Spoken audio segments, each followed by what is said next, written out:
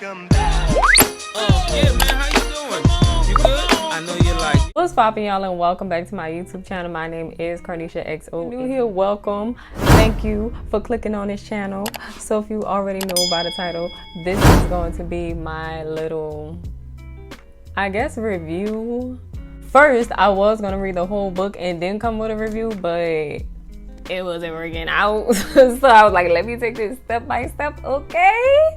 A little progress, you know, is better than none, right? So I'm gonna take this 3 chapters at a time. I'm mistaken it's 34 chapters. If I'm wrong, you can leave the right amount in the comment section. Yeah, so I took some notes down.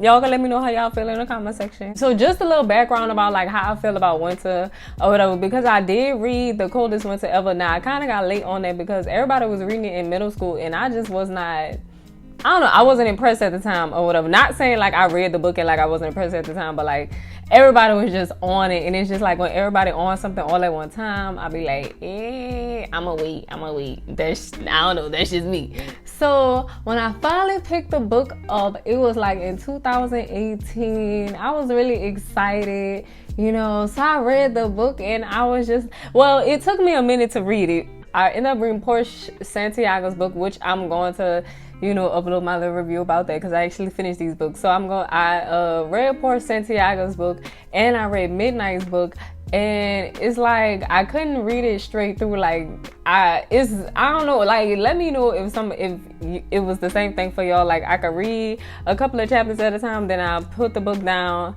and then like maybe a couple of days later I'll come back to it or whatever, versus some other books where I could just like read straight through. So I think it mainly is because them chapters was kind of long in Portia and Midnight's book. So, and when I was just reading these 3 chapters, I thought it was going to take me a minute to get through, but it didn't. So these chapters low-key kind of short compared to what I remember from Midnight and Portia Santiago's book. But back to Winter. So from reading Winter's first book, I really didn't like her. I really didn't. I felt like she made a lot of dumb decisions, honestly. Maybe because I read it from like an adult mindset or whatever. So I don't know, but I was just like, okay, this girl is she wildin' bad, you know. So I really wasn't kind of feeling her because I don't know, I wanted her to be more mature. Like I guess I already had like my expectations coming in about Winter for the book. So I really wasn't I already expected her to be a certain kind of way. So when she turned out to be like not what I expected, I was like, oh, okay, it's different. But nonetheless, the story was still good. But from leaving off the last chapter in The Coldest Winter Ever, something in me told me that Winter was low-key kind of, I didn't know if Winter was beefing with her little sister or what, because it's just the tone that she had when she seen her sister, and just like I guess she was just kind of taken aback because like the sister that you left in the system, you know, turned out to, you know, actually be something, whatever, you know. So that was kind of, so that led me to believe that Winter was low-key kind of jealous of her sister, or I don't know if she had beef with her sister. I just didn't know, but I was curious to find out. So then when one day me and my boyfriend went to the library and I just so happened to stumble upon Portia Santiago's book, and I didn't even know Portia had a book. So when I found out she had a book, a tear almost came out my eye. A tear. So when Sister Souljah touched up on the scene in Portia's Santiago book, I was like, okay, so at least I know Portia don't have no ill feelings towards her sister. Like, you know, at least I know it's solid on her end. But see, Winter on the other hand, even though she say, you know, like, I don't know. I partially feel like it's some type of jealousy, which leads me to one of my points that I noticed in the first 3 chapters. Like when she brought up the fact that she didn't like that Portia was mentioning that her husband Elijah, like instead of just saying my husband, like she just wanted her to call him Elijah by his name, I guess. Like, and I just really feel like, one, that's jealousy, because basically every time she say my husband, she just reminded you that you don't have one and that you're not married to Midnight, because she's still stuck on Midnight 15 years later. It's just funny to me, especially when I read that in Portia's book, that part of the book when she was asking Portia, never mind, I ain't gonna jump into that. I'm gonna save that. I'm gonna save that. But that, I was just like, nah, sis, like, come on, man. Like, how long you been locked down and you still, I don't know, hoping on this dude to be available for you, especially if he wasn't showing interest in you like that before you got locked up. So I don't know. IDK.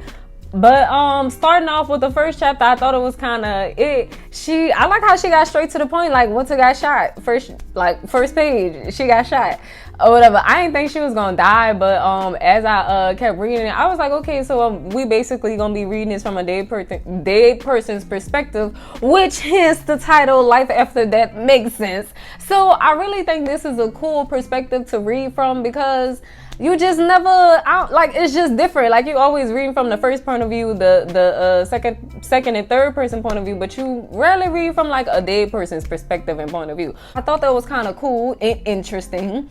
I don't want to call them realms, and I also don't want to call them dimensions, but like when she's going to different parts of her life, like when she was going to her daddy, and then she got to feeling a ball of fire, like she was feeling hot, and then she just felt like her soul got yanked, and then she ended up in a different part of she ended up at the after party with her homegirls, because like where I'm at, and like with like spirituality and like quantum physics and all that other type of stuff, like I'm really interested in that. So it's like kind of cool to see her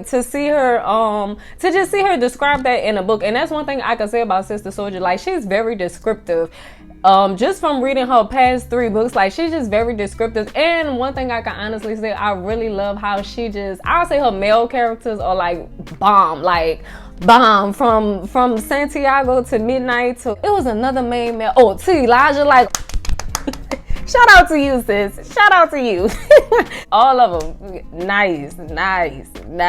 You can just tell she put a lot of thought and a lot of knowledge into her writing. Like, it's very informative as well. But back to the story. It's just really nice to see her, describe Winter going in and out of different dimensions, rooms, whatever you want to call them, right?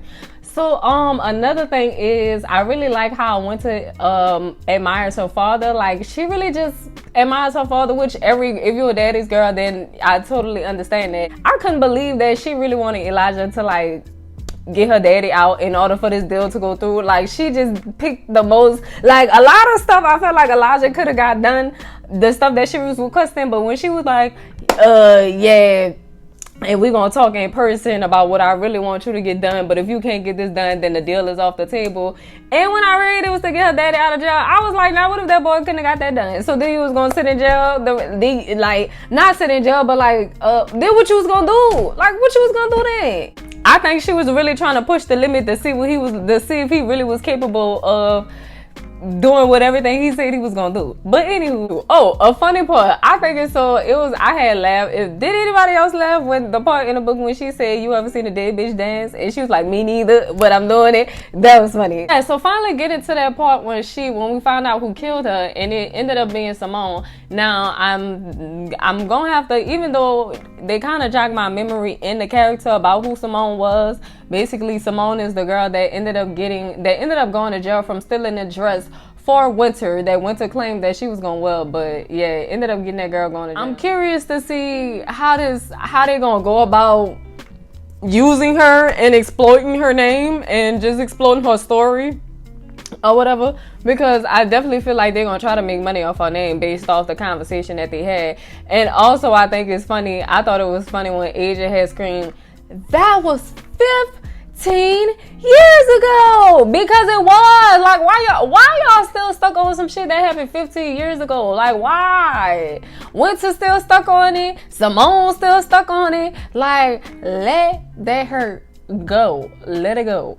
But Natalie, Reese, Asia, Simone, especially Simone, like, Simone, you ain't have to kill that girl.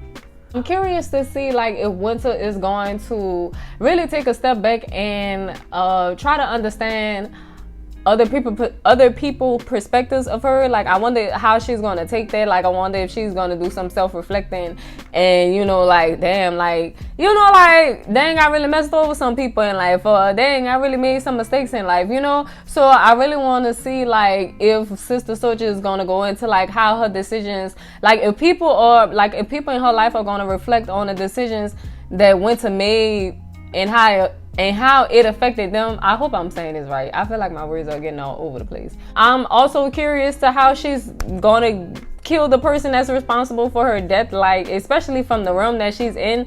Like, I'm definitely curious to how she's gonna do that. I'm pretty sure the father is gonna definitely find out who killed her, and I kind of feel like Porsche is probably going. I don't know. I have a feeling that Porsche might get involved. I don't know though. I really don't know. But Porsche might get involved. But I don't know. I don't know. Because she really do love her sister, and she really do fuck with her sister, and I fuck with that. So I don't know. It's a chance that she might pull the trigger for her sister. I wouldn't blame her if she do. I wouldn't be surprised if she do.